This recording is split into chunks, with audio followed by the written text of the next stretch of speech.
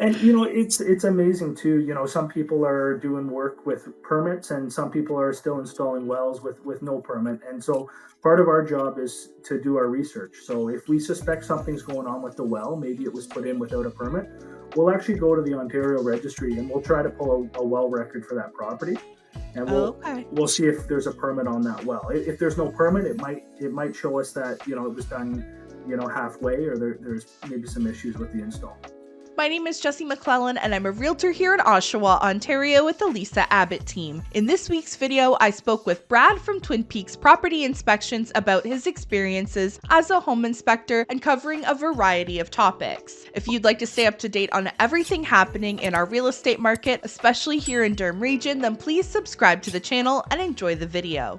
I do want to talk about rural properties as well, because we have so many people, or at least I feel like our team has a lot of clients that are actively looking to move out of the city, and opting for those rural locations. And of course, with that comes extra responsibilities, expenses, and things to be mindful of. Like anything from conservation authorities and floodplains to well and septic systems.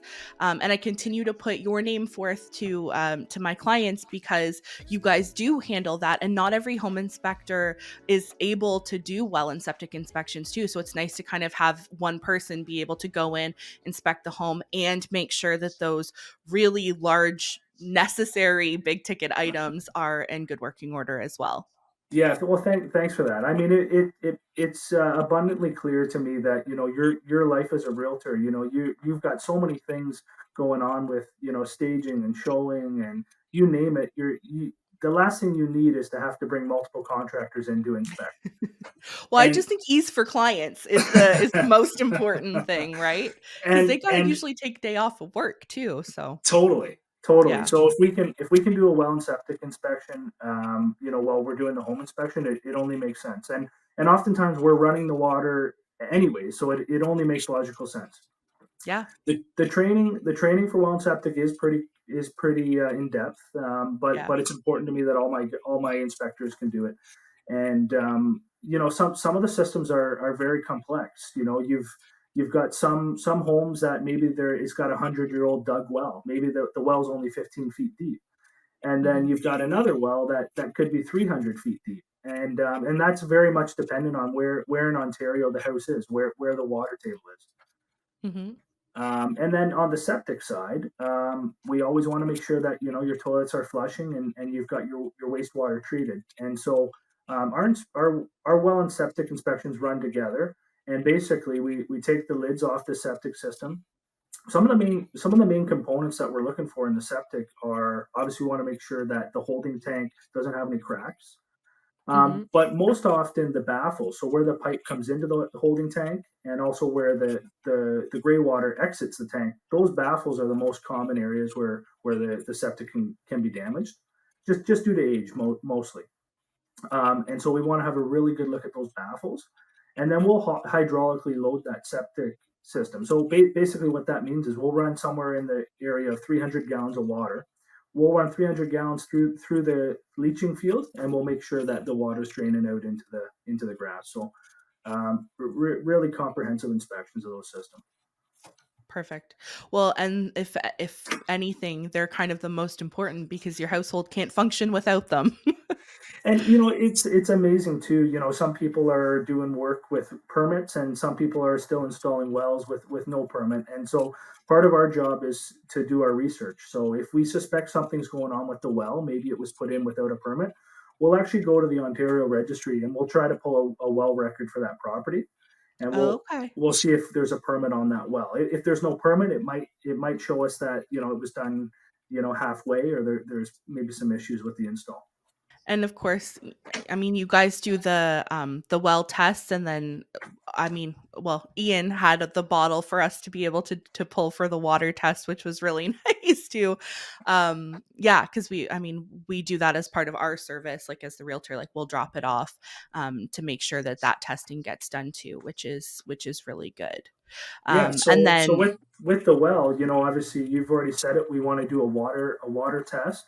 mhm. Um, so basically, you're taking your sample bottle and you're taking water over to the laboratory, and they're testing for zero coliform and zero E. coli in that bottle, right? Mhm. Yeah, and What there are different and if there are issues sort of with the water, what are some of the systems and things that people can do to sort of help with their drinking water? Well, the options for water are endless, but there are some basic principles. So with a well system, the first thing we're looking for is, so that the components start with basically there's a pressure tank and a well pump that just gets water to the tap. Beyond that, most country properties will have a UV light filter, Mhm. and they'll also have some type of filtration system. So maybe they put like a charcoal and a sediment filter in there. Um, Water softener is pretty common on country properties. Mhm. Water softeners are invaluable in my opinion because water can be hard. It can be really hard on appliances. It can be hard on just generally on your skin when you're showering. So water softeners are a really good thing to have. We're Uh, starting to see them even more and more in like non-rural properties, even just like North Oshawa. We're starting to see more of them pop up. and that's the thing. Like Port Perry has it's a well known hard water problem in Port Perry. And Mhm. so, simple things like if a water softener is $800, well, and it's going to burn your hard water will burn your hot water tank out in half its life, right? So it's Mhm. $800 well spent on a water softener. Nice. And that's one of those things where even though if it's purchased within the last little while, it's one of those things that might actually end up being having like more wear on it than it should for the lifespan. So another thing to note on these systems too is that well systems are not part of a standard home inspection. And Yeah. so it's important that if you're going to be buying a country property, you're going to have somebody that's going to be able to show you how the systems work, how to maintain them. Mhm. So important. Yeah. And I mean obviously same for the septic systems. You go through that and you go through it pretty thoroughly for a home inspection as well.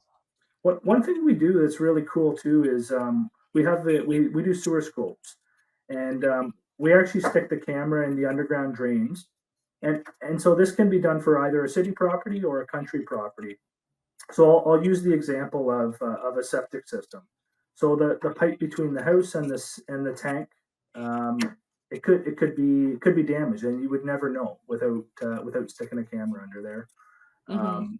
or if your toilet backs up. So we stick a camera in the clean out, and we're able to see in high definition how that pipe looks all the way up to the tank, and it's a good way to diagnose issues like if there's a tree, maybe there's some tree roots in the pipe, Yeah. if the pipe's just broken, if there's any type of issues, and the same applies for a city house. If you've got big trees in your front yard, or maybe in South Oshawa you've got these 100-year-old homes on Athol, um, Mhm. they got clay pipes, right? And clay pipes do have a lifespan, so we stick the camera down the drain and we're able to see if they need to be replaced or repaired. So for your septic systems though too, can you talk a little bit more about like maintenance of them and what people should know? Yeah, definitely. So some common practices and just some household rules are just use a septic system, and just respect it. Flush your normal stuff, flush your toilet paper, but don't flush any cooking grease. Don't flush any disposable wipes, any feminine products, nothing like that. Just toilet paper and your regular stuff, Mhm. and that goes a long way.